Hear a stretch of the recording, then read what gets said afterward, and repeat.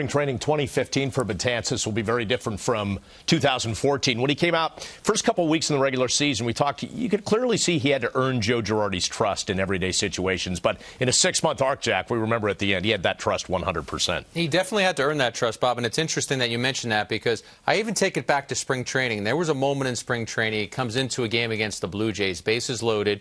He strikes out Bautista, and he gets Encarnacion out on a flyout. And you said to yourself, the Yankees have something here. They have to harness it. He has to figure it out. As a guy who as recently as 2012 had a 6.5 ERA as a starter, but you started to see for yourself that he could be a tremendous weapon for the Yankees. Do you think in 2015 he'll have the same confidence that everybody had in him at the end of 2014? Can he do what he did, or maybe even Jolie be better? Well, it would be hard to be better than these numbers you see up here. This is historic numbers. This is as good as any Mariano Rivera season. And just to piggyback on what Jack said, at this time last year, the Yanks were ecstatic that they found out that he got a fourth option. They thought, oh, we might be able to keep him in the minor leagues one more year. That's what they were thinking at this time last year. Now we're talking about him potentially being the closer of a team that will try to be a big-time contender next year. So it just shows how far he's traveled.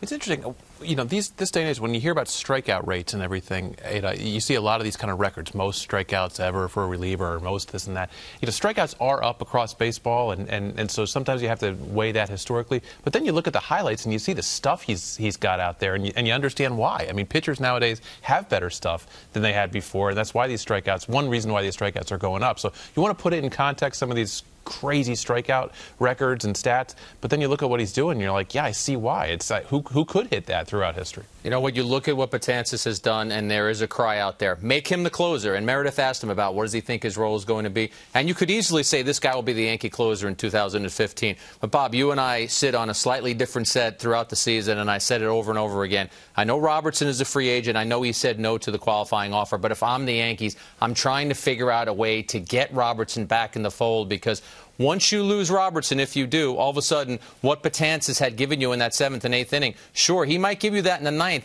but I think you're diminishing the rest of the bullpen. So if I'm the Yankee front office, I want to keep that strength intact as much as I can. It doesn't mean I don't think Betances can do the job. I just think that combination of the two of them together makes the team better.